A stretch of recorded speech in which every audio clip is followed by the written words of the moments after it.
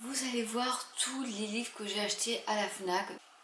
Qui dit FNAC dit on dévalise les rayons, bien sûr. De base, j'y allais pour acheter un livre de Fabien Olicard, les 4 saisons, la harpe des 4 saisons, quelque chose comme ça. J'ai pas le livre à la maison, mais c'est un livre dont on est le héros. Et comme c'est Fabien Olicard, qui est, je sais pas si vous connaissez, qui est un mentaliste, quand j'ai eu le mail me disant qu'il avait édité un livre sur dont on est le héros, on choisit son destin, je me suis dit, ah ben, ça me rappelait un peu ma petite enfance où j'avais les livres dont on est le héros, où il fallait tirer des dés et puis on choisissait le chemin, des fois on était mort, des fois on n'était pas mort, c'était un cul-de-sac, revenez en arrière, 5 pages en arrière, etc. Et je me suis dit, en plus avec la petite touche Fabien Olicard, ça ne peut être que génial. Donc celui-là, je ne peux pas vous le montrer, mais je vous mettrai le lien en barre d'infos. Et du coup, après j'ai cherché, je voulais parce que quand je vais sur Facebook, je tombe toujours sur des groupes de la chronique de Bridgerton et des choses comme ça. Et une fois, il y a eu une publication où on parlait des sœurs Essex. Et je me suis dit, ah, ça pourrait un peu me changer des Bridgerton. Et j'ai donc pris, donc je l'ai cherché. Et en fait, je tournais en rond à la FNAC et du coup, j'ai été voir quelqu'un parce que je trouvais vraiment pas. Qui m'a envoyé dans un rayon que je n'avais pas vu, qui est un peu dans un petit recoin où il y a toutes les romances en fait. Et là, elle m'a dit, le tome 1 et 2, il y est, le tome 2 et 3 tome 3 et 4 plutôt, est en réédition. Donc, ça sera qu'en janvier. Je dis, bon, tant pis, je prends moins les deux, le 1 et le 2. Donc, ici, on a le premier. Donc, c'était dans cette couverture là. D'habitude je prends des livres normaux, enfin avec la couverture qui est un peu pliable. Mais je dis bon mais tant pis pour une fois, je vais prendre ceux-là parce que c'est vrai que je vois beaucoup passer dans les groupes Facebook, la chronique de Bridgerton, tout le monde les achète comme ça, dans cette version là. Bon, au début je me suis dit oui bon, après j'aime pas trop, j'aime bien avoir la première de couverture qui me montre quelque chose. Là c'est vrai que c'est un peu tout le temps la même couverture. Mais bon, là j'avais pas le choix, il n'y avait que cette édition là. Et finalement, je me dis que la couverture elle est super cartonnée, ils ne vont pas s'abîmer dans le temps, ils vont pas se corner. Et je déteste, enfin je sais pas si vous êtes comme moi, mais moi je déteste déjà plier le livre, le mettre à plat quand je le lis. Il ne faut pas que la tranche soit pliée. Et alors corner les pages, c'est même pas la peine, ni corner la couverture. Donc là, honnêtement, la couverture, elle va pas se corner. Et après, les pages, elles sont normales comme tout autre livre. Donc, le dessin des 4 sœurs, c'est en fait une histoire de... Alors, il y a le 1 et le 2, 3, 4, c'est-à-dire qu'à chaque tome, un peu comme les Bridgerton, il y a un tome pour une sœur. Donc là, le tome 1 et 2, c'est avec Joséphine et Annabelle. Donc c'est pareil, là c'est des histoires de saison, de trouver un futur mari, potentiel mari. Et apparemment c'est pas tout le temps, c'est un peu cocasse. Donc les sœurs Essex, c'est le 1 et le 2. À la mort de leur père, les sœurs Essex, Tess, la responsable, Annabelle, la pragmatique, Imogène, la passionnée et Joséphine, la cynique, n'ont pas l'intention de se morfondre. Leur plan est simple. La première à faire un beau mariage mettra les autres à l'abri. Ainsi, quand Tess reçoit la demande d'un comte, elle se doit d'accepter, mais ses très raisonnables projets se trouvent chamboulés. Annabelle, quant à elle, a tout prévu, utiliser ses charmes pour trouver un riche mari. Et pourtant, voilà, parce que ça se passe jamais comme on l'a prévu. Donc ça, c'est les sœurs Essex. Et en fait, comme elle m'a mené dans le petit rayon dédié à toutes ces choses-là, j'ai pris, alors je crois que j'ai toute la saga, il faut que je remette à niveau. Et comme tout est dans mon bureau, au travail, de ma bibliothèque, j'ai pas tous les Bridgerton et du coup je ne sais plus où est-ce que je me suis arrêtée dans l'achat des Bridgerton que j'ai acheté avant que tout sorte. Déjà dès le premier j'avais acheté et j'ai lu quand j'ai eu la première saison de terminer, j'ai acheté en version normale, j'ai lu les Rocasby, c'est très bien, c'est donc l'histoire des parents des Bridgerton. En fait, voilà. Donc c'est toute la lignée, donc un tome par enfant, il y avait 4 enfants, donc 4 tomes. Et du coup, là je me suis dit, la Reine Charlotte, j'ai vu la première saison, il y a la deuxième saison sur Netflix qui va sortir bientôt. Et j'ai dit, c'est peut-être l'occasion de lire le livre, parce que pour l'instant je me fie que à ce qui se voit sur Netflix, mais je n'ai pas forcément lu, à part les Rocasby, mais j'ai pas vu le film, qui est très très bien écrit, un peu chaud d'ailleurs des fois, autant que, même plus que ce qui est dans le film. Et là ils ont donc la Reine Charlotte, et je pense que ça sera la première et la deuxième saison qu'on va voir sur Netflix. Je pense que les deux y sont. Donc là, c'est l'histoire entière de la Reine Charlotte. Et je pense que Lady Danbury qui va aussi sortir, ou est déjà sortie dans cette édition-là aussi. Donc c'est pas mal aussi d'avoir la Reine Charlotte et Lady Danbury qui sont quand même deux personnages pivots dans les chroniques de Bridgerton. C'est bien de connaître un peu leur vie d'avant. Donc la Reine Charlotte, du coup je l'ai pris comme ça parce qu'en fait je me suis rendu compte que honnêtement la couverture est tellement costaud que pour 2 € près, je préférais acheter comme ça, même si c'est pas forcément des couvertures qui vont avec ma bibliothèque qui est un peu hétéroclite, mais ça peut faire des jolies bibliothèques avec des tranches comme ça, toute harmonie. Mais bon, vu que j'ai acheté déjà les Bridgerton dans la première version, je vais pas m'amuser à les acheter dans la version comme ça parce que c'est un petit coup quand même. Donc là, c'est l'histoire de la reine Charlotte. Et dans un peu la même, je pense, trame, il y a la ronde des saisons de Lisa Kleypas. Donc il y en a 2, pareil. Donc j'ai pris les mêmes éditions parce que tout était comme ça. C'est vendeur, mais voilà. Donc la ronde des saisons, et il y a des saisons comme les Bridgerton. Donc là, c'est 4 jeunes femmes scellent un pacte pour s'aider mutuellement à trouver un mari, quel que soit le prix. Donc il y a... elles sont pas du tout sœurs, c'est 4 amies. Et donc il y a, là, le premier tome, ça sera Annabelle Payton, qui aurait que l'embarras du choix, mais elle n'a pas de... Je crois qu'elle n'a pas de dot, voilà, elle n'a pas de dot. Après, il y a Lillian Bowman, donc ça c'est le tome 2, qui est une héritière américaine et qui va donc trouver quelqu'un alors qu'elle fait peur à la gente masculine. Donc là c'est le 1 et le 2. Et ensuite on a la ronde des saisons, donc le 3 et le 4.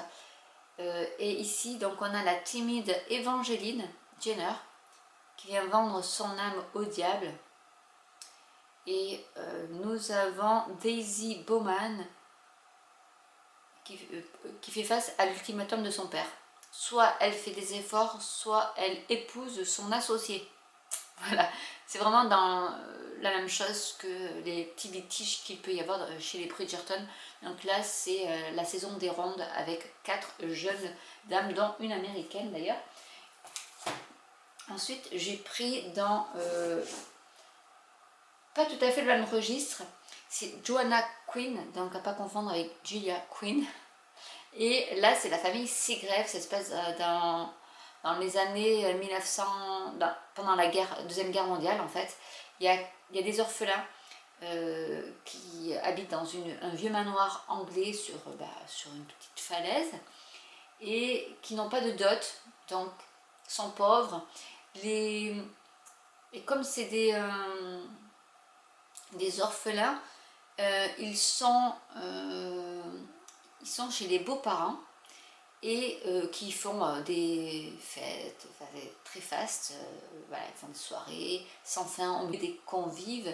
Et du coup, Christabel Seagrave, qui voulait être une héroïne de roman et qui voyait qu'à cette époque, il n'y avait pas d'héroïne de roman dans la bibliothèque de ses beaux-parents, elle était donc orpheline, sans dot, donc forcément, c'est un peu compliqué.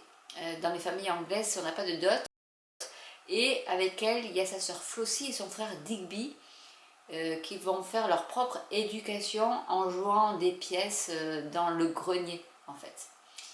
Et il y a la guerre qui approche, et bien sûr ça va bousculer leur vie. Dans ce conflit mondial, les enfants Seagrave ne se contentent plus des rôles qu'on va leur assigner ils deviendront peut-être enfin les héros de leur vie. C'est vraiment, il y a toute une histoire bien sûr d'orphelins, d'être un peu rejeté de la famille et de s'imaginer une vie en dehors de la vraie vie. Après la guerre les rattrape et c'est là où il va y avoir de la résilience et l'apprentissage qui va faire que ils vont complètement changer leur vie radicalement, même s'il y a la guerre et qu'ils devraient faire quelque chose, ils vont faire autre chose. Et je trouve que c'est une histoire de, bien sûr, une saga familiale britannique, mais avec des choses qui vont faire un petit peu de développement personnel, je pense. Et les personnages donc prennent leur destin en main. Donc voilà, résilience. Donc je me disais que c'était pas mal. Bien sûr, il y avait un petit rayon Noël. J'adore les films de Noël. Et là, du coup, j'ai pris des livres. Depuis l'année dernière, je lis les livres de Noël. Et là, j'ai pris les 4 petits meurtres de Noël. Voilà. Déjà, j'ai aimé la première de couverture. Donc, honnêtement, voilà. Je ne pouvais pas passer à côté. Il y en avait plein d'autres. Hein. Mais il y avait le pull moche de Noël. Après, il y a des titres qui ne me plaisaient pas, comme Le Père Noël est un con, des choses comme ça. Peut-être que le livre est bien, mais j'ai pas accroché sur le titre, donc forcément, voilà. Donc il va y avoir un message menaçant qui accompagne un colis.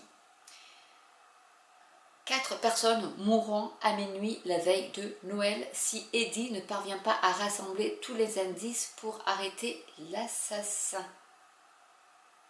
Donc parce qu'elle découvre une boîte de puzzles qu'elle s'apprête d'assembler. Et il y a des carreaux noirs et blancs éclaboussés de sang et il y a un cadavre. C'est une scène de crime.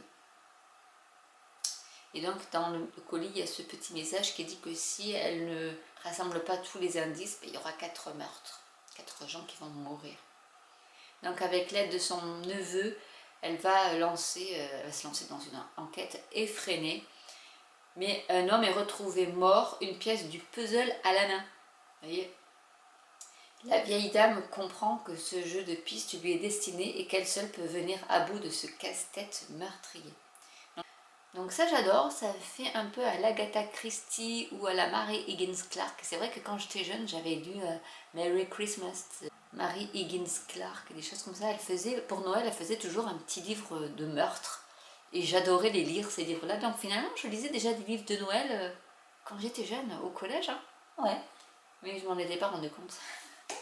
Donc ça faisait partie de Mary Higgins Clark. Je dévorais tous ces livres dès qu'elle en sortait, je les lisais. Et ce que j'ai pris aussi, c'est parce que j'ai une collègue qui est en train de le lire et je dis oh, c'est La sage-femme d'Auschwitz, donc je pense que vous en avez entendu parler. Et bon là la photo c'est Birkenau, que j'y suis allée donc je reconnais un peu les paysages. Mais bien sûr Birkenau c'était le camp des femmes, alors qu'Auschwitz c'était le camp pour les hommes. Mais quand j'étais jeune au collège, je les ai tous lus, Anne Frank, l'Holocauste, qu'est-ce qu'il y avait, j'avais lu Maximilian Kolb, enfin tout ce qui traitait à tous ces camps de concentration et voilà, tout ce qui était guerre et tout ce qui était juif, leur maltraitance par rapport même aux Français ou autres pays où ils avaient la croix de David et voilà. J'ai toujours aimé ce style de livre pour en apprendre plus sur cette période-là. Et je vais lire du coup celui-là, qui est l'histoire d'une sage-femme forcément, mais qui est persuadée qu'elle ne survivra pas à l'enfer du camp quand elle arrive à Auschwitz. Donc elle va donner naissance aux enfants des autres prisonnières. Voilà. Et en plus, les nouveau-nés sont amenés et donnés à des familles allemandes. Alors, rien que là, j'ai des frissons. Voilà. Donc, à lire, je pense. À lire. Donc voilà un peu tous ces livres que j'ai achetés. Donc c'est une pile à lire, mais vraiment qui sera pour du mois de novembre et décembre. Parce que je n'ai pas arrivé à lire tout ça Il ne me reste plus qu'une semaine de vacances là, donc non, je ne pourrai pas tout lire. J'ai quand même lu en une semaine, là j'ai fait un petit stop pour le week-end, mais dans la semaine j'ai quand même fini la saga des Blackwater. Oui, ça faisait 2 ans et demi que je l'avais commencé, ça y est, je l'ai fini. Je vous ferai une petite rétrospective de celui-là. Alors j'ai pris de Raphaël Giordano aussi, ta deuxième vie commence quand tu comprends que tu n'en as qu'une, qui est un petit condensé de développement personnel, mais de tout. Il y a vraiment tout. Du coup, je me demande même si je vais pas me faire un petit carnet, parce alors, au départ, on peut lire comme un roman de développement personnel avec un personnage qui est très touchant et juste le lire comme ça. Et je m'étais dit à la moitié du livre, bah, ça serait bien que tu le relises en prenant des notes des passages importants pour que tu puisses te faire un carnet de vie avec tous les jours les pensées positives, l'objectif dans les 6 mois, SMART par exemple, parce qu'il parle de ça aussi. Donc pour celles qui font du MLM, elles savent de quoi je parle. Mais au final, à la fin, elle fait un résumé de tout ce que le routinologue lui enseigne. Et je me suis dit, bah, du coup, j'ai même plus besoin de le lire. Oui, je pense que je le relirai. Mais les passages où mais elle met le résumé de ce qui a été dit. L'ancrage positif, elle en parle. Ça, on le fait pas mal aussi avec les PNL, les ancrages positifs. Donc l'appareil photo imaginaire, enfin bref, il y a plein de choses. Et je me suis dit, tiens, pourquoi ne pas me créer un carnet où je vais faire ça et comme ça, soit journalier, soit hebdomadaire, il faut voir en fonction de mon emploi du temps, je vais me faire des titres et je remplirai ensuite, je pense que ça existe des carnets comme ça où on vous dit quel a été le point positif de votre journée et on met est-ce que vous avez atteint vos objectifs de la journée, enfin déjà marquez vos objectifs de la journée et après avez-vous atteint les objectifs de votre journée ou de votre semaine ou de votre mois. Après chacun fait en fonction de ses disponibilités et je pense qu'il y en a qui existent mais je vais faire le mien avec tout ce petit vadémécum de routinologie. Et, et je pense que ouais, je vais me faire un truc avec Canva. Je vais essayer de me faire un petit livre de vie pour voir l'évolution de mon objectif, si j'arrive à l'atteindre, avec l'objectif bien sûr SMART. Donc voilà, j'ai lu ça et j'ai donc le livre de Fabien Olicard aussi à lire. Et là, je suis en train de lire L'informateur de John Grisham. Ça faisait longtemps que je n'avais pas lu de Grisham. Là, je m'y suis remise dedans et honnêtement, ouais, c'est vraiment le pied. J'adore. Bon, c'est que dans le monde des avocats, mais j'adore. Donc voilà un peu mes aventures livresques du moment. Euh, mais c'est pas fini. J'ai encore tout ça à lire maintenant. Plus tout ce que j'avais. Mais après, c'est vrai que je tire un peu dans ma bibliothèque et je me dis, bah, tiens, là, ces 15 jours-là, tu es en vacances, bah, tu lis 4 livres. Et en fait, on arrive en... Mais par contre, je fais que ça, lire, lire, lire. Mais on y arrive à lire. Il faut prendre le temps et savoir prendre le temps de lire. Parce qu'on se dit, ouais, j'ai pas le temps. Il suffit juste de s'octroyer même 20 minutes, une demi-heure de lecture par jour et ça suffit déjà à avancer dans son livre. Mais moi, me connaissant, je sais que je vais dépasser les 20-30 minutes. Si je suis lancée dans le livre, c'est foutu. Donc voilà. Mais bon, j'espère que cette petite vidéo vous aura plu. N'hésitez pas à commenter si vous avez des questions. N'hésitez pas à liker, à vous abonner, à cliquer sur la petite cloche. J'essaierai de refaire des petites vidéos comme ça, avec peut-être même des petites vidéos si ça vous intéresse, un livre que j'ai lu, qu'est-ce que j'en ai pensé, qu'est-ce qu'on peut faire avec, parce qu'on peut faire plein de choses avec un livre en fait. Quelle leçon on en a tiré d'une histoire qui peut être complètement rocambolesque au niveau des petits meurtres de Noël. Qu'est-ce qu'on en a retiré? Est-ce que c'est du bonheur? Est-ce qu'on a bien rigolé? Parce que même là, celui-là m'a donné de la joie de vivre et du bonheur. Rien qu'en le lisant, j'étais heureuse. Donc rien que de le lire. Et j'avais rien appliqué de ce qu'elle a dit. Si après dans la rue, quand je suis allée à la FNAC, j'ai un peu appliqué des choses, et je me suis rendu compte que ouais, c'est vrai, ça marche. Donc je vous le recommande si vous ne l'avez pas lu. Je vous fais de gros bisous et je vous dis à très bientôt pour une nouvelle vidéo. Bye.